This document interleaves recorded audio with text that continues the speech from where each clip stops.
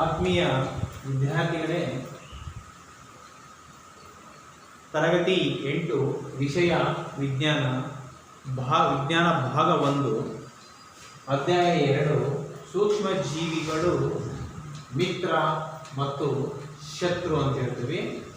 ಈ ಒಂದು ತರಗತಿಯಲ್ಲಿ ನಾವು ಕಲಿಬೇಕಾಗಿರ್ತಕ್ಕಂತಹ ಫಲಿತಾಂಶಗಳು ಮಕ್ಕಳೇ, ಸೂಕ್ಷ್ಮಜೀವಿಗಳ ಗುಂಪು, ಅದರಲ್ಲಿ ಬ್ಯಾಕ್ಟೀರಿಯಾ, ಶಿಲೀಂಧ್ರ, ಪ್ರೋಟೋಜೋವಾ, ಶೈವಲಗಳು, ವೈರಸ್ಗಳು.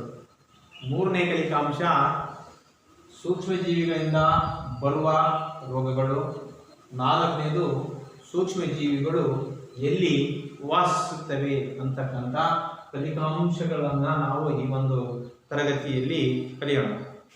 ನಾವು ಸೂಕ್ಷ್ಮ ಜೀವಿಗಳಿಗೆ ಹೋಗುವುದಕ್ಕಿಂತ ಮುಂಚೆ ನಮ್ಮ ಸುತ್ತಮುತ್ತ ಪರಿಸರದಲ್ಲಿ ವಿವಿಧ ಸಸ್ಯಗಳು ಮತ್ತು ಪ್ರಾಣಿಗಳನ್ನು ನೋಡ್ತೇವೆ. ಉದಾಹರಣೆ, ಆನೆಯ ಗಾತ್ರ, ಸಿಂಹದ ಗಾತ್ರ. ಆನೆ ಸುಮಾರು 6 ಅಡಿ ಎತ್ತರ, ಒಂಟೆ 6 ಅಡಿ ಎತ್ತರ, ಬೆಕ್ಕು ಸಣ್ಣದಿದೆ, ನಾಯಿ ಸಣ್ಣದಿದೆ. ವಿವಿಧ ಗಾತ್ರದ ವಿಭಿನ್ನ ಗಾತ್ರದ ಸಸ್ಯಗಳು, ವಿಭಿನ್ನ ಗಾತ್ರದ ಪ್ರಾಣಿಗಳನ್ನು ನಾವು ಈ ಜೀವ ವೈವಿಧ್ಯದಲ್ಲಿ ನೋಡ್ತೇವೆ. ಆದರೆ ಕೆಲವು ಜೀವಿಗಳು ನೋಡಿ, ಈಗ ಆನೆ ಇರ್ಬೋದು, ಒಂಟೆ ಇರ್ಬೋದು, ಬೆಕ್ಕಿರ್ಬೋದು, ನಾಯಿಯನ್ನು ನಾವೇನು ಮಾಡ್ಬೋದು, ಬರಿಗಣ್ಣಿಂದ ನಾವು ಈಸಿಯಾಗಿ ನಾವು ನೋಡ್ಬೋದು. ಆದರೆ ಬರಿಗಣ್ಣಿನಿಂದ ನೋಡದೇ ಇರತಕ್ಕಂಥ ಅನೇಕ ಜೀವಿಗಳಿವೆ. ಆ ಬರಿಗಣ್ಣಿಗೆ ಕಾಣದೇ ಇರತಕ್ಕಂಥ, ನೋಡದೇ ಇರತಕ್ಕಂಥ ಅಸಂಖ್ಯಾತ ಜೀವಿಗಳಿವೆ. ಆ ಅಸಂಖ್ಯಾತ ಕಣ್ಣಿಗೆ ಕಾಣದೇ ಇರತಕ್ಕಂಥ ಅಸಂಖ್ಯಾತ ಜೀವಿಗಳನ್ನು ನಾವು ಏನಂತ ಕರಿತೀವಿ? ಸೂಕ್ಷ್ಮ ಜೀವಿಗಳು ಅಂತ ಕರಿತೀವಿ. ಹಾಗಾದ್ರೆ ಈಗ ಸೂಕ್ಷ್ಮ ಜೀವಿಗಳು ಅಂತ ಯಾಕೆ ಹೆಸರು ಬಂತು? ಬರಿಗಣ್ಣಿಗೆ ಕಾಣದೇ ಇರತಕ್ಕಂಥ ಜೀವಿಗಳು ಸೂಕ್ಷ್ಮ ಜೀವಿಗಳು. ಇವು ಕಣ್ಣಿಗೆ ಕಾಣದೆ ಸೂಕ್ಷ್ಮ ಜೀವಿಗಳು ಆಗಿರೋದ್ರಿಂದ ಇವಕ್ಕೆ ಸೂಕ್ಷ್ಮ ಜೀವಿಗಳು ಅಂತ ಹೆಸರನ್ನು ನಾವು ಬರ್ತವೆ. ಈಗ ಒಂದು ಮಕ್ಕಳೇ, ಒಂದು ಚಟುವಟಿಕೆಯನ್ನು ಮಾಡೋಣ ಸೂಕ್ಷ್ಮ ಜೀವಿಗಳ ಬಗ್ಗೆ. ಏನು ಚಟುವಟಿಕೆ? ಈಗ ಒಂದು ಶಾಲೆಯ ಮೈದಾನ ಇರುತ್ತೆ, ಅಲ್ಲಿ ಒಂದು ಸ್ವಲ್ಪ ನೀವು ಏನು ಮಾಡಕ್ಕಪ್ಪ ಅಂದರೆ, ತೇವವಾದ ಮಣ್ಣನ್ನು ನೀವು ತಗೋಬೇಕು. ಒಂದು ಬೀಕರನ್ನು ತೆಗೆದುಕೊಳ್ರಿ. ಆ ಬೀಕರ್ನಲ್ಲಿ ನೀರನ್ನು ತುಂಬ್ರಿ.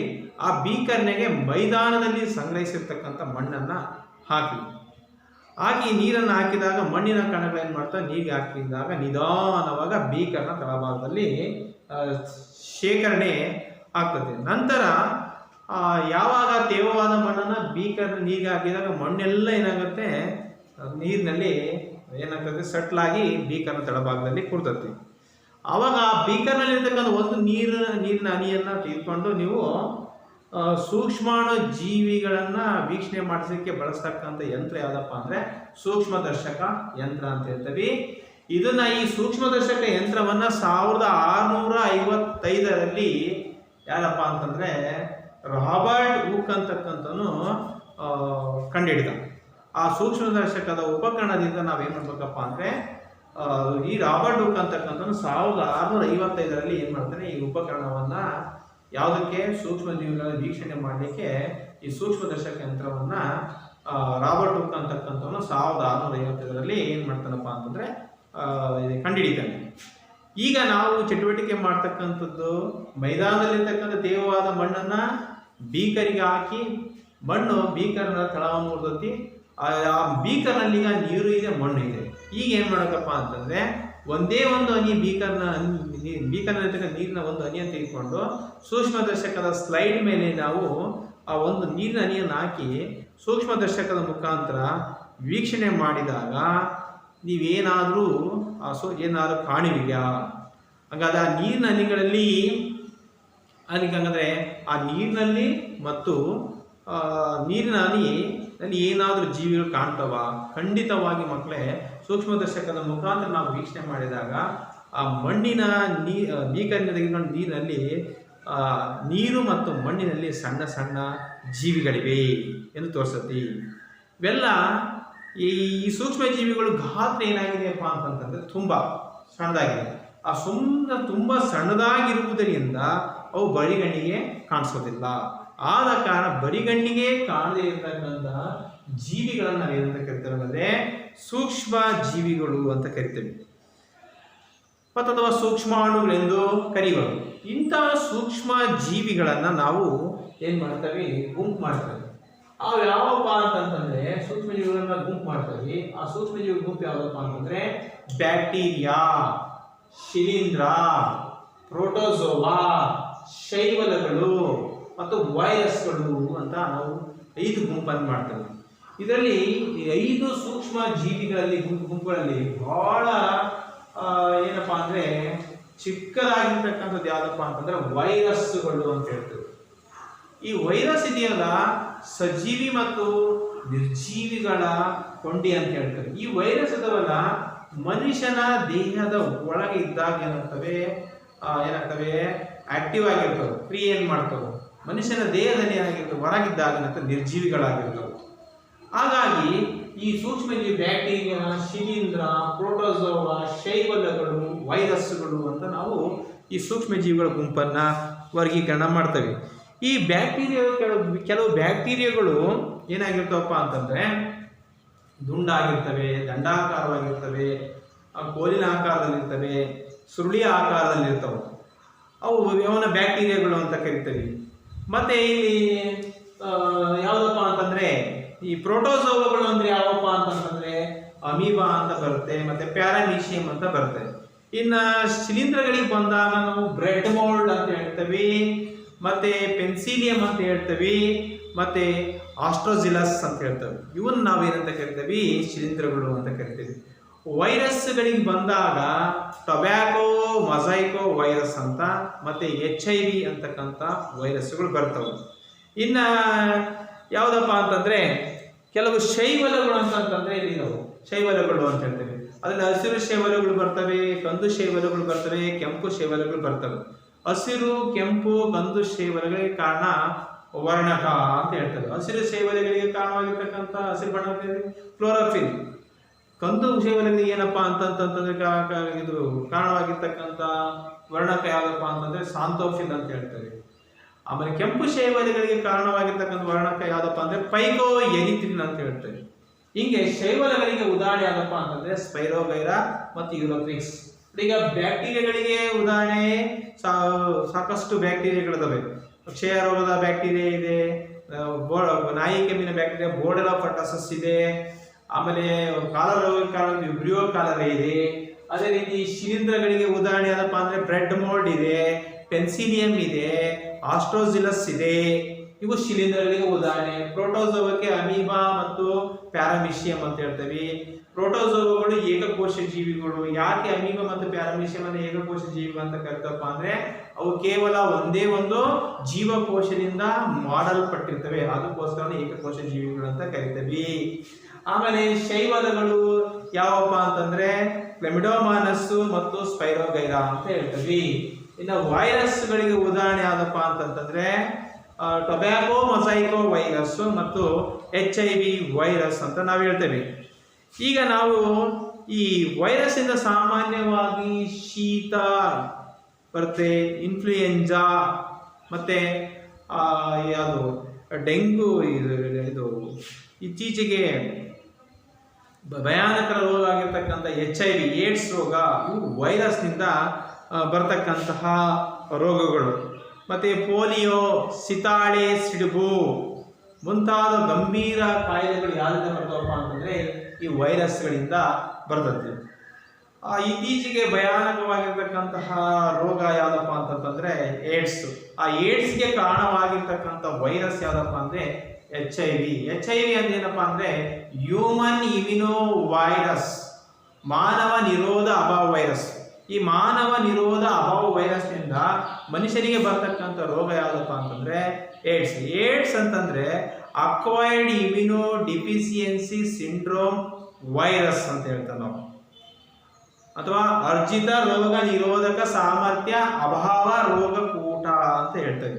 ಇವು ವೈರಸ್ನಿಂದ ಬರ್ತಕ್ಕಂತಹ ರೋಗಗಳು. ಯಾವಾಗಾದ್ರೆ ವೈರಸ್ನಿಂದ ಬರ್ತಕ್ಕಂಥ ರೋಗಗಳಂದ್ರೆ ಸಾಮಾನ್ಯ ಶೀತ ಇರ್ಬೋದು, ಇನ್ಫ್ಲೂಯೆನ್ಸಾ ಇರ್ಬೋದು, ಮತ್ತು ಪೋಲಿಯೋ ಇರ್ಬೋದು, ಸಿತಾಳೆ, ಸಿಡುಬು ಮತ್ತು ಏಡ್ಸ್ ರೋಗ ವೈರಸ್ನಿಂದ ಬರ್ತಕ್ಕಂಥ ರೋಗಗಳು.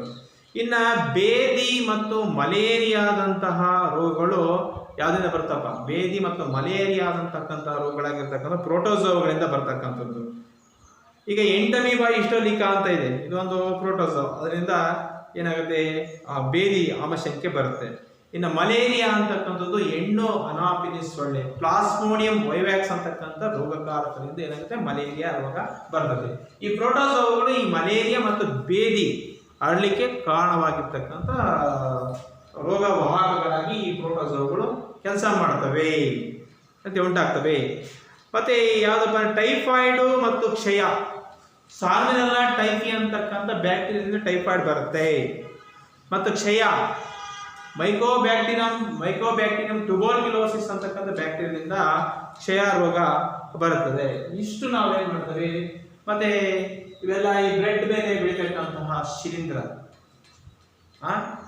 ಮತ್ತೆ ಇವೆಲ್ಲ ಈ ಸೂಕ್ಷ್ಮ ಜೀವಿಗಳಿಂದ ಈ ರೀತಿ ಕಾಯಿಲೆಗಳು ನಮಗೆ ಕಾಡ್ತವೆ. ಇಷ್ಟನ್ನು ನಾವು ಸೂಕ್ಷ್ಮ ಜೀವಿಗಳಿಂದ ಬರ್ತಕ್ಕಂಥ ರೋಗಗಳ ಬಗ್ಗೆ ನೀವೇನು ಮಾಡಿದ್ರಿ, ಈಗ ತಿಳ್ಕೊಂಡ್ರೆ. ಹಾಗಾದ್ರೆ ಈ ಸೂಕ್ಷ್ಮ ಜೀವಿಗಳು ಎಲ್ಲಿ ವಾಸಿಸ್ತವೆ ಅಂತಕ್ಕಂಥದ್ದು ಬಹಳ ಇಂಪಾರ್ಟೆಂಟ್. ಈಗ ಹಾಗಾದ್ರೆ ಸೂಕ್ಷ್ಮ ಜೀವಿಗಳಾಗಿರ್ತಕ್ಕಂಥ ಬ್ಯಾಕ್ಟೀರಿಯಾ, ಕೆಲವು ಶೈವಲಗಳು ಮತ್ತು ಕೆಲವು ಪ್ರೋಟೋಸೋವಗಳು ಮತ್ತೆ ಶಿಲೀಂಧ್ರಗಳು ಇವೇನು ಮಾಡ್ತವೆ, ಶೀತ ಪ್ರದೇಶದಿಂದ ಹಿಡಿದು ಬಿಸಿ ನೀರಿನ ಬುಗ್ಗೆಗಳಲ್ಲಿ ಮತ್ತು ಮರುಭೂಮಿಯಿಂದ ಹಿಡಿದು ಜೌಗು ಪ್ರದೇಶಗಳಂತ ಎಲ್ಲ ವಿಧದ ವಾತಾವರಣದಲ್ಲಿ ಬದುಕಬಲ್ಲವು. ಅಥವಾ ಪ್ರಾಣಿಯ ದೇಹದ ಹೊರಗೆ ಅಥವಾ ಪ್ರಾಣಿಯ ದೇಹದ ಒಳಗೆ, ಮತ್ತು ಜೌಗು ಪ್ರದೇಶದಲ್ಲಿ, ಮತ್ತು ಮರುಭೂಮಿಯಿಂದ ಹಿಡಿದು ಜೌಗು ಪ್ರದೇಶದಲ್ಲಿ, ಮತ್ತು ಬಿಸಿನೀರಿನ ಬುಗ್ಗೆಗಳಲ್ಲಿ, ಶೀತ ಪ್ರದೇಶಗಳು, ಎಲ್ಲ ವಾತಾವರಣದಲ್ಲಿ ಈ ಸೂಕ್ಷ್ಮ ಜೀವಿಗಳು ಏನು ಮಾಡ್ತವೆ, ವಾಸ ಮಾಡ್ತಕ್ಕಂಥ ಕೆಲಸವನ್ನು ಏನು ಮಾಡ್ತವೆ, ನಮ್ಮ ಸೂಕ್ಷ್ಮ ಜೀವಿಗಳು ಮಾಡ್ತವೆ. ಮಾನವರು ಸೇರಿದಂತೆ ಮನುಷ್ಯನನ್ನು ಸೇರಿಕೊಂಡು ಹಲವಾರು ಪ್ರಾಣಿಗಳ ದೇಹದ ಒಳಗೂ ಕಂಡುಬರ್ತವೆ ಮತ್ತು ಹೊರಗೂ ಕಂಡುಬರ್ತಕ್ಕಂಥ ಕೆಲಸಗಳನ್ನು ನಮ್ಮ ಸೂಕ್ಷ್ಮ ಜೀವಿಗಳು ಇದನ್ನು ಮಾಡ್ತವೆ. ನೋಡ್ರಿ ಮಕ್ಕಳೇ, ಕೆಲವು ಸೂಕ್ಷ್ಮ ಜೀವಿಗಳು ನಮಗೆ ಸ್ನೇಹಿ ಸೂಕ್ಷ್ಮ ಜೀವಿಗಳು ಆಗಿದ್ದಾವೆ. ನಮ್ಮ ಜೀವನದಲ್ಲಿ ಈ ಸೂಕ್ಷ್ಮ ಜೀವಿಗಳು ಪ್ರಮುಖ ಪಾತ್ರವನ್ನು ಏನು ಮಾಡ್ತವೆ, ವಹಿಸ್ತವೆ. ಅವುಗಳಲ್ಲಿ ಕೆಲವು ಅನೇಕ ವಿಧಗಳಲ್ಲಿ ಪ್ರಯೋಜನಕಾರಿಯಾಗಿವೆ. ಕೆಲವು ಬ್ಯಾಕ್ಟೀರಿಯಾಗಳು ನಮಗೆ ಹಾನಿಕಾರಕ ಮತ್ತು ರೋಗಗಳನ್ನು ಉಂಟು ಮಾಡ್ತವೆ. ಈಗ ನಾವು ಕೆಲವು ಸೂಕ್ಷ್ಮ ಜೀವಿಗಳನ್ನು ವಿಭಿನ್ನ ಉದ್ದೇಶಗಳಿಗಾಗಿ ಬಳಸ್ತೇವೆ. ನೋಡಿ, ಈಗ ಮೊಸರು ಆಗಲಿಕ್ಕೆ, ಬ್ರೆಡ್ ತಯಾರಿಕೆ ಆಗಿರ್ಬೋದು, ಕೇಕ್ ತಯಾರಿಕೆಗೆ ನಾವು ಹಲವಾರು ಸೂಕ್ಷ್ಮ ಜೀವಿಗಳನ್ನು ನಾವು ಬಳಸ್ತೇವೆ. ನಮಗೆ ಸ್ನೇಹಿತರು ಆಗ್ತವೆ ಮತ್ತು ಕೆಲವು ಬ್ಯಾಕ್ಟೀರಿಯಾ ಸೂಕ್ಷ್ಮ ಜೀವಿಗಳು ಶತ್ರುಗಳಾಗ್ತವೆ. ಮೊಸರು ತಯಾರು ಮಾಡಲಿಕ್ಕೆ, ಬ್ರೆಡ್ ತಯಾರಿಕೆಗೆ, ಕೇಕ್ ತಯಾರಿಕೆಯಲ್ಲಿ ಬಹುತೇಕ ಸೂಕ್ಷ್ಮ ಜೀವಿಗಳನ್ನು ನಾವು ಬಳಸ್ತೇವೆ. ಮತ್ತು ಈ ಸೂಕ್ಷ್ಮ ಜೀವಿಗಳು ಏನು ಮಾಡ್ತಾವಪ್ಪ ಅಂದರೆ ಪರಿಸರವನ್ನು ಸ್ವಚ್ಛಗೊಳಿಸಲಿಕ್ಕೆ ನಾವು ಬಳಸಲಾಗ್ತದೆ. ಕೆಲವು ನೋಡಿ, ಈಗ ಸಸ್ಯ ಎಲೆಯನ್ನು ಉದುರಿಸ್ತದೆ, ಭೂಮಿ ಮೇಲೆ ಬಿದ್ದಾಗ ಅದನ್ನು ವಿಘಟಕಗಳಾಗಿ ಅದನ್ನು ತ್ಯಾಜ್ಯವನ್ನು ಕೊಳೆಸಿ ಮಣ್ಣಿಗೆ ಸೇರಿಸ್ತಕ್ಕಂಥ ಕೆಲಸವನ್ನು ಯಾವ ಮಾಡ್ತಾವಪ್ಪ ಅಂದರೆ ಸೂಕ್ಷ್ಮ ಜೀವಿಗಳು. ಅದಕ್ಕೋಸ್ಕರ ಪರಿಸರ ಸ್ವಚ್ಛಗೊಳಿಸ್ತಕ್ಕಂತಹ ವಿಘಟಕರು ಸಹ ನಾವು ಹೇಳ್ತೇವೆ. ಈ ಬ್ಯಾಕ್ಟೀರಿಯಾಗಳದವಲ್ಲ, ಇವು ಸಾವಯವ ತ್ಯಾಜ್ಯಗಳಾಗಿರ್ತಕ್ಕಂಥ ತರಕಾರಿ ಆಗಿರ್ಬೋದು, ಸಿಪ್ಪೆಗಳಾಗಿರ್ಬೋದು, ಪ್ರಾಣಿಗಳ ಅವಶೇಷಗಳಾಗಿರ್ಬೋದು, ಮಲ ಆಗಿರ್ಬೋದು, ಇವನ್ನ ಹಾನಿಕಾರಕ ಬ್ಯಾಕ್ಟೀರಿಯಾಗಳು ಏನು ಮಾಡ್ತಾವಪ್ಪ ಅಂತಂದರೆ ತ್ಯಾಜ್ಯಗಳಾಗಿರ್ತಕ್ಕಂಥ ತ್ಯಾಜ್ಯಗಳಾಗಿರ್ತಕ್ಕಂತಹ ಸಾವಯವ ತ್ಯಾಜ್ಯಗಳಾಗಿರ್ತಕ್ಕಂಥ ತರಕಾರಿ, ಸಿಪ್ಪೆಗಳು, ಪ್ರಾಣಿಗಳ ಅವಶೇಷಗಳು, ಮಲ, ಇವುಗಳನ್ನೆಲ್ಲ ಹಾನಿಕಾರಕವಲ್ಲದ ಮತ್ತು ಬಳಸಬಹುದಾದ ವಸ್ತುಗಳಾಗಿ ಏನು ಮಾಡ್ತವೆ, ವಿಘಟಿಸಿ ಮಣ್ಣಿಗೆ ಸೇರಿಸ್ತಕ್ಕಂಥ ಕೆಲಸವನ್ನು ಕೆಲವು ಬ್ಯಾಕ್ಟೀರಿಯಾಗಳು ಮಾಡ್ತವೆ. ಬ್ಯಾಕ್ಟೀರಿಯಾಗಳನ್ನು ಔಷಧಿಗಳ ತಯಾರಿಕೆಯಲ್ಲಿ ನಾವು ಬಳಸ್ತೇವೆ, ಲಸಿಕೆಗಳ ತಯಾರಿಕೆಯಲ್ಲಿ. ಮತ್ತು ಕೆಲವು ಬ್ಯಾಕ್ಟೀರಿಯಾಗಳು ನೈಟ್ರೋಜನ್ ಅನ್ನು ಸ್ವೀಕರಿಸಿ ಮಣ್ಣಿನ ಫಲವತ್ತತೆಯನ್ನು ಹೆಚ್ಚಿಸುವಲ್ಲಿ ಕೃಷಿಯಲ್ಲಿ ನಾವು ಬಳಸ್ತೇವೆ. ಉದಾಹರಣೆಗೆ, ಮಣ್ಣಿನಲ್ಲಿ ವಾಸಿಸ್ತಕ್ಕಂತಹ ಬ್ಯಾಕ್ಟೀರಿಯಾಗಳು ಯಾವಪ್ಪ ಅಂತಂದರೆ ಸುಡೋಮನಸ್ ಬ್ಯಾಕ್ಟೀರಿಯಾ ಅಂತ ಹೇಳ್ತೇವೆ. ಅದೇ ರೀತಿ ದ್ವಿದಳ ಧಾನ್ಯಗಳ ಸಸ್ಯಗಳಲ್ಲಿ ಲೆಗುಮ ಕುಟುಂಬಕ್ಕೆ ಸೇರಿರ್ತಕ್ಕಂತಹ ಉದ್ದು ಇರ್ಬೋದು, ಅಲಸಂದಿ ಇರ್ಬೋದು, ಅವರೇ ಇರ್ಬೋದು, ತೊಗರಿ ಇರ್ಬೋದು, ಈ ಸಸ್ಯಗಳ ಶೇಂಗಾ ಇರ್ಬೋದು, ಈ ಸಸ್ಯದ ಬೇರನ್ನು ಕಿತ್ತಾಗ ಆ ಸಸ್ಯದ ಬೇರುಗಳಲ್ಲಿ ಗಂಟುಗಳು ಬರ್ತದೆ. ಆ ಗಂಟುಗಳಲ್ಲಿ ರೈಸೋಬಿಯಂ ಅಂತಕ್ಕಂಥ ಬ್ಯಾಕ್ಟೀರಿಯಾ ಇರ್ತದೆ. ಆ ರೈಸೋಬಿಯಂ ಅಂತಕ್ಕಂಥ ಬ್ಯಾಕ್ಟೀರಿಯಾ ವಾತಾವರಣದಲ್ಲಿ ಅಣುರೂಪದಲ್ಲಿ ನೈಟ್ರೋಜನ್ 78% ಇರ್ತತಿ. ಆ 78% ಅಣುರೂಪದ ನೈಟ್ರೋಜನ್ ಅನ್ನ ಜೀವಿಗಳು ನೇರವಾಗಿ ಸ್ವೀಕರಿಸಲ್ಲ. ಆದರೆ ದ್ವಿದಳ ಧಾನ್ಯ ಸಸ್ಯಗಳಿರ್ತಕ್ಕಂಥ ರೈಸೋಬಿಯಂ ಇದೆಯಲ್ಲ, ಆ ವಾತಾವರಣದ ನೈಟ್ರೋಜನ್ ಅನ್ನ, ರೈಸೋಬಿಯಂ ಬ್ಯಾಕ್ಟೀರಿಯಾ ಇದೆಯಲ್ಲ, ವಾತಾವರಣದ ನೈಟ್ರೋಜನ್ ಅನ್ನ ಸ್ವೀಕರಿಸಿ ಮಣ್ಣಿನಲ್ಲಿ ನೈಟ್ರೇಟ್ ಆಗಿ ಪರಿವರ್ತನೆ ಆಗ್ತತಿ. ಆ ನೈಟ್ರೇಟ್ಗಳನ್ನ ಸಸ್ಯಗಳು ಬೇರುಗಳ ಮುಖಾಂತರ ಹೀರಿಕೊಂಡು ಪ್ರೋಟೀನ್ ಸಂಶ್ಲೇಷಣೆಯನ್ನು ಮಾಡ್ತವೆ. ಆ ಪ್ರೋಟೀನ್ಗಳನ್ನ ನಾವು ಸಸ್ಯದ ರೂಪದಲ್ಲಿ, ತರಕಾರಿ ರೂಪದಲ್ಲಿ ಸೇವನೆ ಮಾಡಿದಾಗ ಜೀವಿಗಳಿಗೆ ಪ್ರೋಟೀನ್ ಸಿಗುತ್ತದೆ. ಈ ರೀತಿ ಬ್ಯಾಕ್ಟೀರಿಯಾಗಳು ಏನಾಗ್ತದೆ, ಸಸ್ಯಗಳ ಬೆಳವಣಿಗೆಗೆ ಬೇಕಾಗಿರ್ತಕ್ಕಂಥ ನೈಟ್ರೋಜನ್ ಸ್ಥಿರೀಕರಣದಲ್ಲಿ ರೈಸೋಬಿಯಂ ಬ್ಯಾಕ್ಟೀರಿಯಾ ಏನಾಗುತ್ತೆ, ಪ್ರಮುಖ ಪಾತ್ರವನ್ನು ವಹಿಸ್ತಕ್ಕಂಥ ಕೆಲಸ ಮಾಡ್ತದೆ. ಈಗ ಹಾಲನ್ನು ಮೊಸರನ್ನು ಮಾಡಲಿಕ್ಕೆ ಇದನ್ನು ಪಾಶ್ಚರೀಕರಣ ಅಂತ ಹೇಳ್ತಾರೆ. ಹಾಲನ್ನು ಸುಮಾರು ಲೂಯಿ ಪ್ಯಾಶ್ಚರ್ ಅಂತಕ್ಕಂಥ ಹಾಲನ್ನು ಸುಮಾರು 65 ಡಿಗ್ರಿ ಸೆಲ್ಸಿಯಸ್ ತಾಪದಲ್ಲಿ ಅದನ್ನು ಹಾಲನ್ನು ಕಾಸಿ ಅದನ್ನು ಏನು ಮಾಡ್ತಾರೆ, ತಂಪುಗೊಳಿಸಿದಾಗ ಕೆಲವು ಹಾಲು ಮೊಸರಾಗಲಿಕ್ಕೆ ಕಾರಣವಾಗಿರ್ತಕ್ಕಂಥ ಬ್ಯಾಕ್ಟೀರಿಯಾ ಯಾವುದಪ್ಪ ಅಂತಂದರೆ ಲ್ಯಾಕ್ಟೋಬ್ಯಾಸಿಲಸ್. ಈ ಮೊಸರಿನಲ್ಲಿ ಹಲವು ಸೂಕ್ಷ್ಮಜೀವಿಗಳು ಒಳಗೊಂಡಿರ್ತವೆ. ಆ ಮೊಸರಿನಲ್ಲಿ ಇರ್ತಕ್ಕಂಥ ಹಾಲನ್ನು ನಾವು 65 ಡಿಗ್ರಿ ಸೆಂಟಿಗ್ರೇಡ್ ತಾಪದಲ್ಲಿ ಕಾಸಿ ಎಪ್ಪಾಗ್ತವೆ. ಎಪ್ಪಾಕಿದಾಗ ಮೊಸರು ಆಗುತ್ತದೆ. ಈ ಮೊಸರಿನಲ್ಲಿ ಹಲವು ಸೂಕ್ಷ್ಮಜೀವಿಗಳಿದ್ದಾವೆ. ಹಾಲು ಮೊಸರಾಗಲಿಕ್ಕೆ ಕಾರಣವಾಗಿರ್ತಕ್ಕಂತಹ ಬ್ಯಾಕ್ಟೀರಿಯಾ ಯಾವುದಪ್ಪ ಅಂತಂದರೆ ಲ್ಯಾಕ್ಟೋಬ್ಯಾಸಿಲಸ್ ಬ್ಯಾಕ್ಟೀರಿಯಾ ಅಂತಕ್ಕಂಥದ್ದು. ಇದು ಮೊಸರು ಉಂಟಾಗಲಿಕ್ಕೆ ಉತ್ತೇಜನ ಮಾಡ್ತದೆ. ಒಂದೊಂದ್ಸರಿ ಏನಾಗುತ್ತಪ್ಪ ಅಂತಂದರೆ ಮೊಸರು ಹುಳಿ ಆಗುತ್ತೆ. ಕಾರಣ ಇಷ್ಟೇ, ಆ ಮೊಸರಿನಲ್ಲಿರ್ತಕ್ಕಂಥ ಲ್ಯಾಕ್ಟೋಸ್ ಸಕ್ಕರೆಯನ್ನು ಲ್ಯಾಕ್ಟೋಬ್ಯಾಸಿಲಸ್ಗಳು ತಿಂದು ಏನು ಮಾಡ್ತವೆ, ಲ್ಯಾಕ್ಟಿಕ್ ಆ್ಯಸಿಡನ್ನು ಮೊಸರಿಗೆ ಬಿಡುವುದರಿಂದ ಏನಾಗುತ್ತೆ, ಮೊಸರು ಏನಾಗುತ್ತೆ, ಹುಳಿ ಆಗುತ್ತದೆ. ಕೂಡ ಈ ಹಾಲಿನಲ್ಲಿ ತನ್ನ ಸಂಖ್ಯೆಯನ್ನು ಲ್ಯಾಕ್ಟೋಬ್ಯಾಸಿಲಸ್ಗಳು ಏನು ಮಾಡ್ತವೆ, ಹೆಚ್ಚಿಸಿಕೊಳ್ಳುವ ಮೂಲಕ ಹಾಲನ್ನು ಮೊಸರನ್ನಾಗಿ ಪರಿವರ್ತಿಸ್ತಕ್ಕಂಥ ಕೆಲಸವನ್ನು ಲ್ಯಾಕ್ಟೋಬ್ಯಾಸಿಲಸ್ ಬ್ಯಾಕ್ಟೀರಿಯಾಗಳು ಮಾಡ್ತವೆ. ಗಿಣ್ಣ ಇರ್ಬೋದು, ಉಪ್ಪಿನಕಾಯಿ ಇರ್ಬೋದು, ಮತ್ತು ಇನ್ನು ಅನೇಕ ಆಹಾರ ಪದಾರ್ಥಗಳ ತಯಾರಿಕೆಯಲ್ಲಿ ನಮ್ಮ ಕೆಲವು ಬ್ಯಾಕ್ಟೀರಿಯಾಗಳು ಬಳಕೆ ಆಗ್ತವೆ ಸಂಗ್ರಹಣೆ ಮಾಡ್ಕೊಳ್ಳೋಕ್ಕೆ. ರವೆ ಇಡ್ಲಿ ಇರ್ಬೋದು, ಮತ್ತು ಮೊಸರು ಮತ್ತು ಬ್ರೆಡ್ ತಯಾರಿಕೆಯಲ್ಲಿ ಶಿಲೀಂಧ್ರವನ್ನು ನಾವು ಬಳಸ್ತೇವೆ. ಈ ರೀತಿ ಇಡ್ಲಿ ನಾವು ನೇರವಾಗಿ ರಾತ್ರಿ ಹೊತ್ತದನ್ನೇ ದೋಸೆ ಆಗಿರ್ಬೋದು, ಇಡ್ಲಿ ಆಗಿರ್ಬೋದು, ಅದಕ್ಕೆ ಬರಬೇಕಪ್ಪ ಅಂದರೆ ಅದು ಏನಾಗಂದರೆ ಸೂಕ್ಷ್ಮ ಜೀವಿಗಳೇ ಕಾರಣ. ಈ ಬ್ಯಾಕ್ಟೀರಿಯಾ ಮತ್ತು ಈಸ್ಟ್ ಬ್ರೆಡ್ ಮೃದುವಾಗಲಿಕ್ಕೆ ಮತ್ತು ಉಬ್ಬುಗಲಿಕ್ಕೆ ಮತ್ತು ಮೃದುವಾಗಲಿಕ್ಕೆ ಕಾರಣವಾಗಿರ್ತಕ್ಕಂಥ ಶಿಲೀಂಧ್ರ ಯಾವುದಪ್ಪ ಅಂತಂದರೆ ಈಸ್ಟ್ ಅಂತ ಹೇಳ್ತೀವಿ. ಅದಕ್ಕೆ ನೀವು ಈಸ್ಟ್ ಇದೆಯಲ್ಲ, ವೇಗವಾಗಿ ಸಂತಾನೋತ್ಪತ್ತಿ ನಡೆಸ್ತದೆ ಮತ್ತು ಉಸಿರಾಟದ ಸಮಯದಲ್ಲಿ ಏನು ಮಾಡ್ತದೆ, ಅದು ಕಾರ್ಬನ್ ಡೈಆಕ್ಸೈಡನ್ನು ಉತ್ಪಾದಿಸುತ್ತದೆ. ಏನಾಗುತ್ತೆ, ಗೋಧಿ ಹಿಟ್ಟನ್ನು ನಾವು ಕಾಸಿದಾಗ ಅದು ಏನಾಗುತ್ತೆ, ಆ ಹಿಟ್ಟಿನಲ್ಲಿರ್ತಕ್ಕಂಥ ಕಾರ್ಬನ್ ಡೈಆಕ್ಸೈಡು ಹೊರಬರೋದ್ರಿಂದ ಬ್ರೆಡ್ ಏನಾಗುತ್ತೆ, ಉಬ್ಬುತ್ತದೆ ಮತ್ತು ಮೆದು ಆಗ್ತಕ್ಕಂಥ ಕೆಲಸ ಆಗುತ್ತದೆ. ಆ ತಯಾರು ಮಾಡಿದ ಅನಿಲದ ಗುಳ್ಳೆಗಳು ಹಿಟ್ಟಿನಲ್ಲಿ ತುಂಬುತ್ತವೆ ಮತ್ತು ಅದರ ಗಾತ್ರವನ್ನು ಹೆಚ್ಚಿಸ್ತವೆ. ಇದನ್ನು ಬೇಕಿಂಗ್ ಉದ್ಯಮ ಅಂದರೆ ಬ್ರೆಡ್ಡನ್ನು ತಯಾರಿಸ್ತಕ್ಕಂಥ ಉದ್ಯಮ ಅಂತ ಹೇಳ್ತೇವೆ. ಈ ಬ್ರೆಡ್ಡು ಮತ್ತು ಕೇಕ್ ತಯಾರಿಸುವಲ್ಲಿ ಈಸ್ಟನ್ನು ಬಳಸ್ತಕ್ಕಂಥ ಕ್ರಿಯೆ ಇದಾಗಿದೆ. ಇನ್ನು ಸೂಕ್ಷ್ಮಜೀವಿಗಳನ್ನು ವಾಣಿಜ್ಯ ಬಳಕೆಯಲ್ಲಿ ನಾವು ಬಳಸ್ತೇವೆ. ವಾಣಿಜ್ಯ ಬಳಕೆಯಲ್ಲಿ ದೊಡ್ಡ ಪ್ರಮಾಣದಲ್ಲಿ ಮದ್ಯ, ವೈನು ಮತ್ತು ಅಸೆಟಿಕ್ ಆಮ್ಲ, ವಿನೇಗರ್ ಉತ್ಪಾದನೆಯಲ್ಲಿ ಸೂಕ್ಷ್ಮಜೀವಿಗಳನ್ನು ಅಧಿಕ ಪ್ರಮಾಣದಲ್ಲಿ ಬಳಸಲಾಗುತ್ತದೆ. ಯಾವ್ಯಾವುದರಲ್ಲಿ?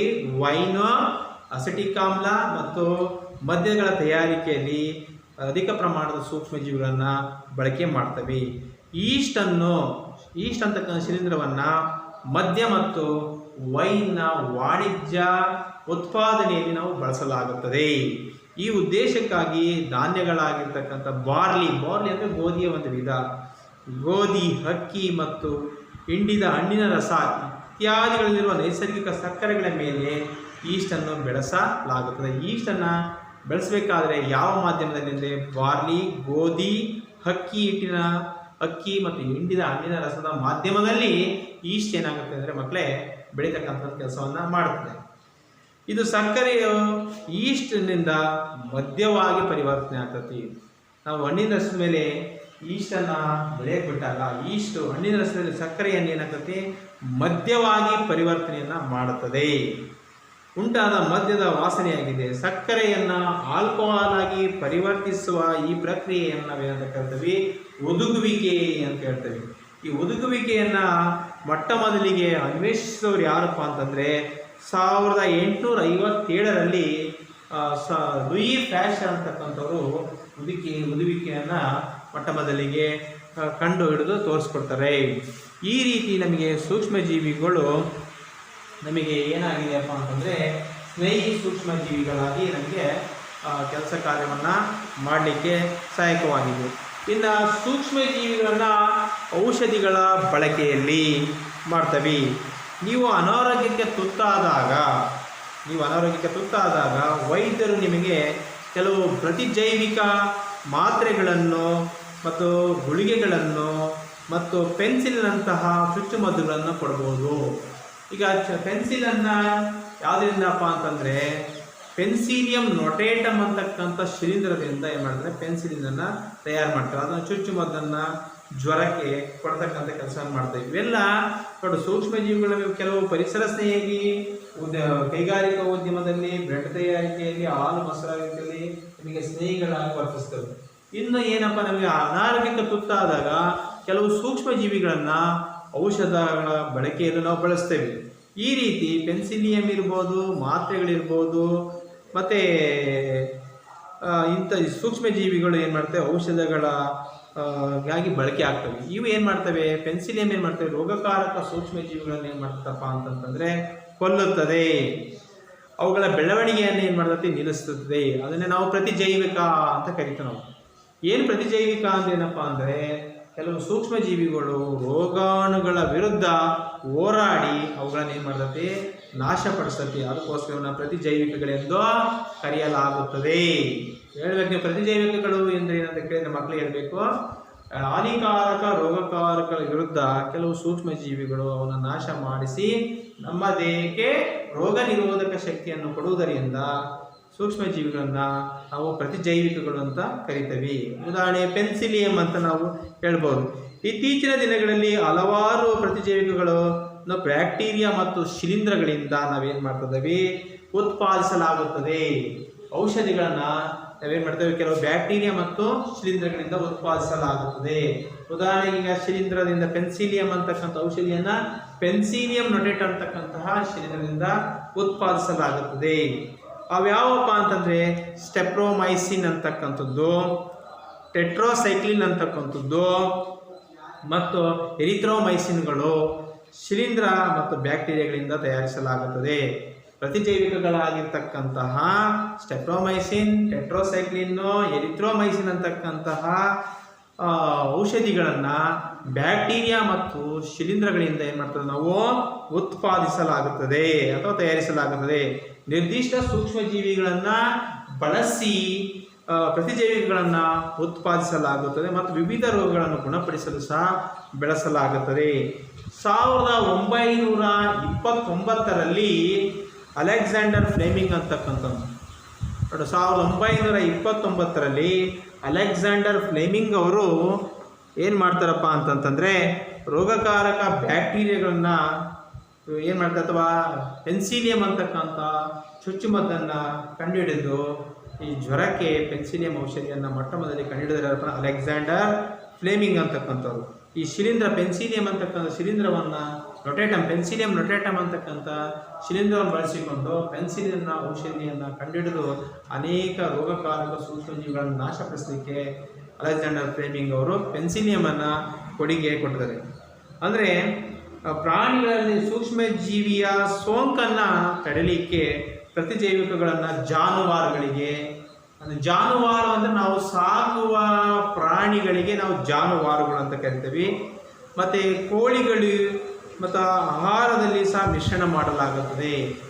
ಕೆಲವು ನಾವು ಜಾನುವಾರುಗಳಿಗೆ ಮತ್ತು ಕೋಳಿಗೆ ಏನಾದ್ರು ರೋಗ ಬಂತಪ್ಪ ಅಂದರೆ ಅವು ತಿಂತಕ್ಕಂಥ ಆಹಾರದಲ್ಲಿ ಕೆಲವು ಪ್ರತಿಜೈವಿಕಗಳನ್ನು ಮಿಕ್ಸ್ ಮಾಡಿ ಆಹಾರದ ಮುಖಾಂತರ ನಾವು ಕೊಡ್ತೇವೆ. ಅನೇಕ ಸಸ್ಯಗಳ ರೋಗಗಳನ್ನು ನಿಯಂತ್ರಿಸಲು ಸಹ ನಾವೇನು ಮಾಡ್ತೇವೆ, ಪ್ರತಿಜೈವಿಕಗಳನ್ನು ನಾವೇನು ಮಾಡ್ತೇವೆ, ಬಳಸಲಾಗುತ್ತದೆ. ಈ ರೀತಿ ಬಳಸಲಾಗ್ತಕ್ಕಂತಹ ಪ್ರತಿಜೈವಿಕ ಲಸಿಕೆಗಳು ಅಂತ ಕರಿತೇವೆ. ಅಂದರೆ ಲಸಿಕೆಗಳು ಅಂದ್ರೆ ಏನಪ್ಪ ಅಂತಂದರೆ ಮಕ್ಕಳಿಗೆ ಅಥವಾ ಶಿಶುಗಳಿಗೆ ಲಸಿಕೆಗಳನ್ನು ನೀಡಲಾಗ್ತದೆ. ಈಗ ಏನು ಮಾಡ್ತಾರಪ್ಪ ಅಂದರೆ ಹುಟ್ಟಿದಾಗ ನಿಮಗೆ ಏನು ಮಾಡ್ತಾರೆ, ಪೋಲಿಯೋ ಚುಚ್ಚುಮದ್ದನ್ನು ಲಸಿಕೆಯನ್ನು ಹಾಕ್ತಾರೆ, ಧನುರ್ವಾಯು ಚುಚ್ಚುಮದ್ದನ್ನು ಹಾಕ್ತಾರೆ, ಇವೆಲ್ಲ ಹಾಕ್ಸ್ತಾರೆ ನಿಮಗೆ. ನಮ್ಮ ದೇಹವನ್ನು ರೋಗಕಾರಕ ಸೂಕ್ಷ್ಮಜೀವಿಯಿಂದ ಸೂಕ್ಷ್ಮಜೀವಿಯನ್ನು ಪ್ರವೇಶಿಸಿದಾಗ ದೇಹ ಅದರೊಂದಿಗೆ ಹೋರಾಡಲು ಪ್ರತಿಕಾಯಗಳನ್ನು ಉತ್ಪತ್ತಿ ಮಾಡುತ್ತದೆ. ನಮ್ಮ ದೇಹಕ್ಕೆ ಏನಾದರೂ ಹೊರಗಿನಿಂದ ಅತಿಕ್ರಮಣ ಮಾಡಿರ್ತಕ್ಕಂಥ ರೋಗಾಣುಗಳ ವಿರುದ್ಧ ಹೋರಾಡಲಿಕ್ಕೆ ನಮ್ಮ ದೇಹ ಏನು ಮಾಡ್ತಪ್ಪ ಅಂತಂದರೆ ಪ್ರತಿಕಾಯಗಳನ್ನು ಉತ್ಪತ್ತಿ ಮಾಡ್ತಾವೆ. ಆ ಪ್ರತಿಕಾಯಗಳನ್ನು ನಾವು ಆ್ಯಂಟಿಜನ್ಸ್ ಅಂತ ಕರಿತೇವೆ. ಆ ಪ್ರತಿಕಾಯಗಳು ಏನು ಮಾಡ್ತವೆ, ನಿಮ್ಮ ದೇಹದಲ್ಲಿ ಹೊರಗಿಂದ ಆಹಾರ, ಗಾಳಿ, ನೀರಿನ ಮುಖಾಂತರ ಪ್ರವೇಶ ಮಾಡಿರ್ತಕ್ಕಂತಹ ರೋಗಾಣುಗಳ ವಿರುದ್ಧ ಹೋರಾಡಿ ಅವನ ನಾಶ ಮಾಡಿ ನಿಮಗೆ ರೋಗ ನಿರೋಧಕ ಶಕ್ತಿಯನ್ನು ಕೊಡ್ತದೆ. ಅಂಥ ಶಕ್ತಿಯನ್ನು ಕೊಡ್ತಕ್ಕಂಥವೇ ನಾವು ಏನಂತ ಕರಿತೀವಿ, ಲಸಿಕೆಗಳು ಅಂತ ಹೇಳ್ತೇವೆ. ಇಲ್ಲಿ ಈ ಲಸಿಕೆಗಳು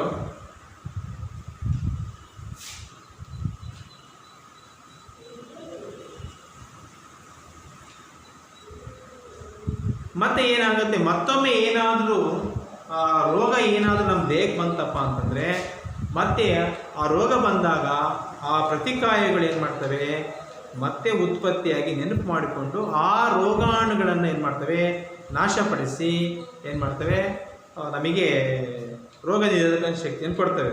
ಒಂದೊಮ್ಮೆ ಸತ್ತ ಅಥವಾ ದುರ್ಬಲ ಸೂಕ್ಷ್ಮಜೀವಿಗಳನ್ನು ಒಂದು ಆರೋಗ್ಯಕರ ದೇಹಕ್ಕೆ ಸೇರಿಸಿದಾಗ ಒಂದೊಮ್ಮೆ ಏನಾದರೂ ಸತ್ತ ಅಥವಾ ದುರ್ಬಲ ಸೂಕ್ಷ್ಮಜೀವಿಗಳನ್ನು ಒಂದು ಆರೋಗ್ಯಕರ ದೇಹಕ್ಕೆ ಸೇರಿಸಿದಾಗ ಆ ದೇಹವು ಸೂಕ್ಷ್ಮಜೀವಿಗಳನ್ನು ಉತ್ಪಾದಿಸಿ ಹೋರಾಟ ನಡೆಸುತ್ತದೆ ಮತ್ತು ಅವುಗಳನ್ನು ಕೊಲ್ಲುತ್ತದೆ. ಈ ಪ್ರತಿಕಾಯಗಳವರ ದೇಹದಲ್ಲಿ ಉಳಿಯುವುದರಿಂದ ರೋಗಗಳಿಗೆ ಕಾರಣವಾಗುವ ಸೂಕ್ಷ್ಮಜೀವಿಗಳನ್ನು ನಮಗೆ ಯಾವಾಗಲೂ ರಕ್ಷಣೆಯನ್ನು ನೀಡುತ್ತವೆ. ಲಸಿಕೆಯಿಂದ ಹೀಗೆ ಕೆಲಸ ಮಾಡುತ್ತದೆ. ಕಾಲರ, ಕ್ಷಯ, ಸಿಡುಬು ಮತ್ತು ಹೆಪಟೈಟಿಸ್ ಸೇರಿದಂಥ ಅನೇಕ ರೋಗಗಳನ್ನು ಪ್ರತಿರಕ್ಷಣೆ ಮೂಲಕ ವ್ಯಾಕ್ಸಿನ್ ಕೊಡೋದ್ರ ಮೂಲಕ ನಾವೇನು ಮಾಡ್ತಿದ್ದೀವಿ, ತಡೆಯಬಹುದು. ಹಲವಾರು ರೋಗಗಳ ವಿರುದ್ಧ ನಿಮ್ಮನ್ನು ರಕ್ಷಿಸಿಕೊಳ್ಳಲು ನೀವು ಬಾಲ್ಯದಲ್ಲಿ ನಿಮಗೆ ಹಲವು ಚುಚ್ಚುಮದ್ದುಗಳನ್ನು ನೀಡಲಾಗುತ್ತದೆ. ನೋಡಿ, ನೀವು ಬಾಲ್ಯದಲ್ಲಿ ಹುಟ್ಟಿದಾಗ ಧನುರ್ವಾಯು ಚುಚ್ಚುಮದ್ದು, TT ಅಂತ ಟೆಟನಸ್ ಅಂತ ಹೇಳ್ತೀವಿ, ಮತ್ತು ಪೋಲಿಯೋ ಲಸಿಕೆಯನ್ನು ಸಹ ನಿಮಗೆ ಹಾಕ್ತಾರೆ. ಈ ರೋಗಗಳ ಪಟ್ಟಿಯನ್ನು ನೀವು ಏನು ಮಾಡಬೇಕು, ಮತ್ತೆ ಯಾವ ಅನ್ನೋದನ್ನು ನಿಮ್ಮ ಸಮೀಪದ ವೈದ್ಯ ಆರೋಗ್ಯ ಕೇಂದ್ರಕ್ಕೆ ಹೋಗಿ ನೀವೇನು ಮಾಡಬೇಕು, ಪಟ್ಟಿ ಮಾಡಿಕೊಂಡು ಬರ್ಕೊಂಡ್ಬಿಡ್ಬೇಕು. ನಿಮ್ಮ ಪೋಷಕರ ಸಹಾಯವನ್ನು ಅಥವಾ ನಿಮ್ಮ ತಾಯಿ ಯಾವ ಚುಚ್ಚುಮದ್ದು ಹಾಕಿದ್ದನ್ನು ನಿಮ್ಮ ತಾಯಿಯನ್ನು ಸಲಹೆ ಪಡ್ಕೊಂಡು ಬರ್ಕೊಂಡು ಬರಬೇಕು. ಈ ರೋಗಗಳ ವಿರುದ್ಧ ಎಲ್ಲ ಮಕ್ಕಳನ್ನು ರಕ್ಷಿಸುವುದು ಅಗತ್ಯ. ಲಸಿಕೆಗಳು ಹತ್ತಿರದ ಆಸ್ಪತ್ರೆಗಳಲ್ಲಿ ನಿಮಗೆ ಪ್ರಾಥಮಿಕ ಆರೋಗ್ಯ ಕೇಂದ್ರದಲ್ಲಿ ಲಸಿಕೆಗಳು ಸಿಗ್ತವೆ. ಅಲ್ಲಿ ಹೋಗಿ ಡಾಕ್ಟರನ್ನು ನೀವೇನು ಮಾಡೋ ಕನ್ಸಲ್ಟ್ ಮಾಡಿಕೊಂಡು ನೀವು ಆ ಲಸಿಕೆಯನ್ನು ಹಾಕಬೇಕು. ಪಲ್ಸ್ ಪೋಲಿಯೋ ಕಾರ್ಯಕ್ರಮದ ಅಡಿಯಲ್ಲಿ ಪೋಲಿಯೋ ವಿರುದ್ಧ ಮಕ್ಕಳ ರಕ್ಷಣೆಗಾಗಿ ನೀವು TV ಮತ್ತು ವೃತ್ತಪತ್ರಿಕೆಗಳಲ್ಲಿ ಜಾಹೀರಾತನ್ನು ನೋಡ್ತೀವಿ.